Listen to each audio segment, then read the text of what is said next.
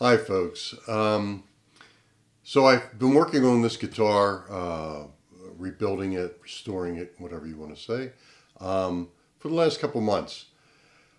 It had so many problems, and there's going to be a separate video just about that. I just wanted to sort of show it very quickly. This is the Roy Noble number 75. It says right inside there on the little patch that he had put in there years ago. Best I can tell, this was built around 1966, 67, 68, around somewhere in that time period as being number 75. I spotted one online that was, I think it was number 98, and that was built in 69. So this was originally a 12 string. Originally had 12 string up here. I modified it into a 6 string. Why? Well, I don't need a 12 string, number one.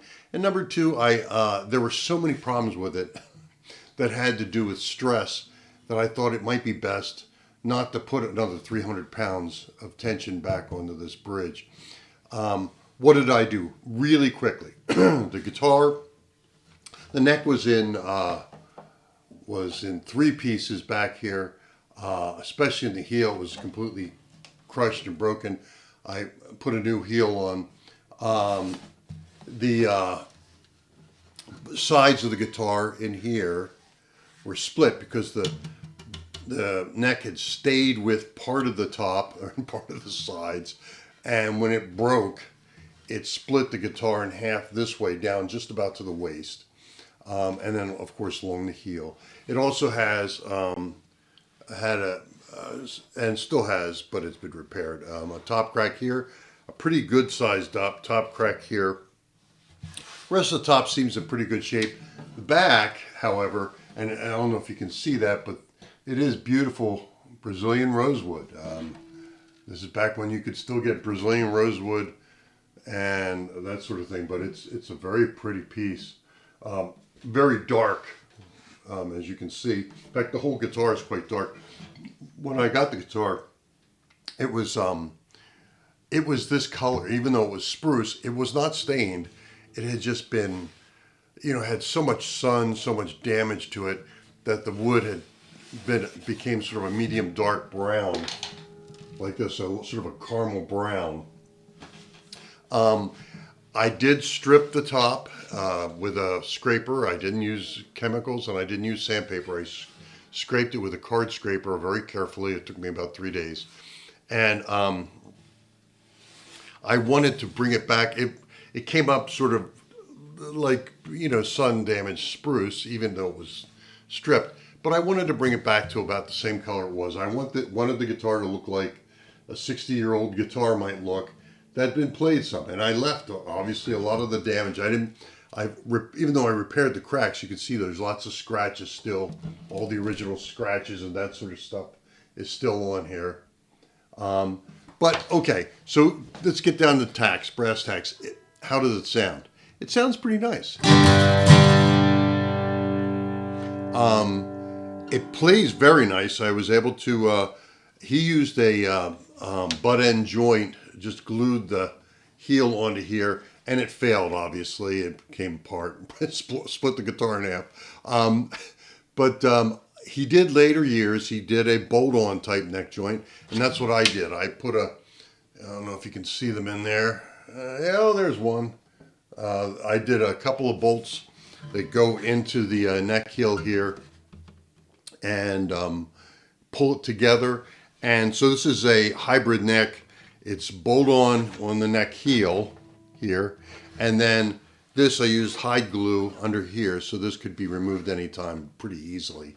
So if you ever wanted to change the angle, would you need to? Well, right now it's just about dead perfect. You can see from the height of the saddle there, it's at a nice height.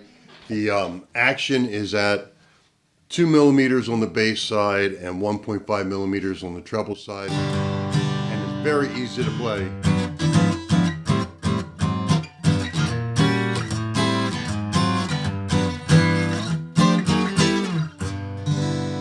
Right?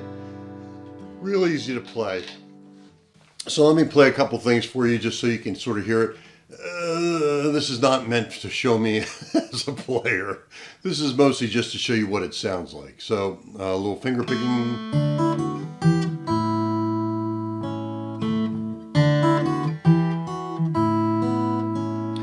Now the sun, it's surely sinking down, but the moon is slowly rising. So this old world must still be spinning round, and I still love you. So you get the idea.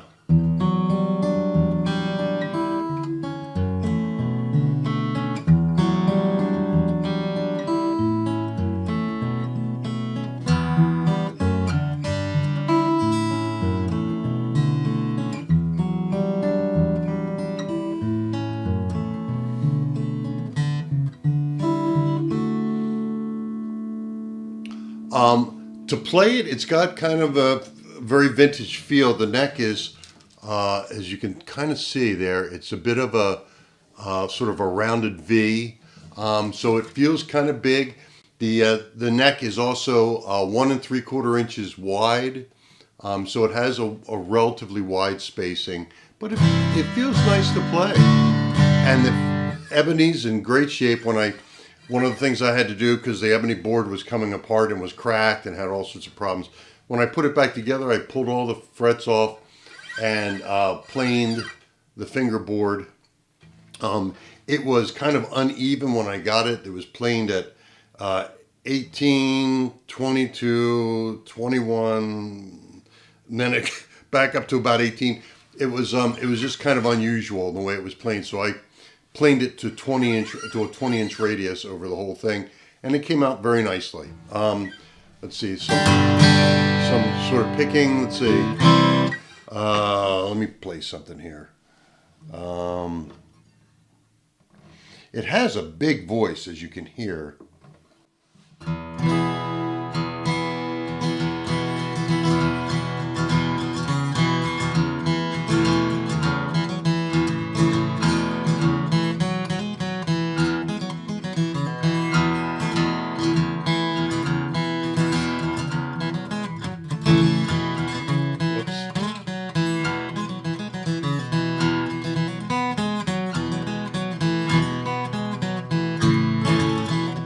You get the idea.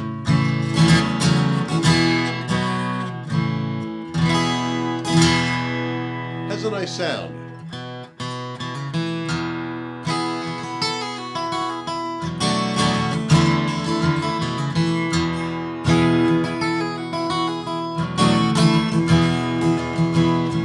Take to the highway, won't you let me your name? Your way and my way seem to be one and the same. Well, my mama don't understand it. What's the way I've been? I have to be some kind of natural born fool. I wanna pass it. Or to feel a child.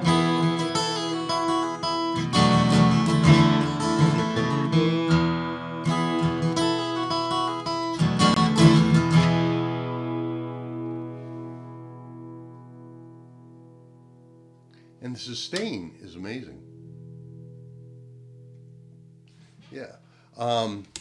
So there it is. It's the Roy Noble number 75. It was a 12 string. It's now a 6 string. Just give you an idea of what it turned out like. I think it turned out kind of nice looking, actually, considering it's really old. And I left all the scratches and dings and dents on it. I didn't want to try to make it look brand new. I wanted it to look like a nice old guitar, and I think it does. Nice looking little instrument. Take care.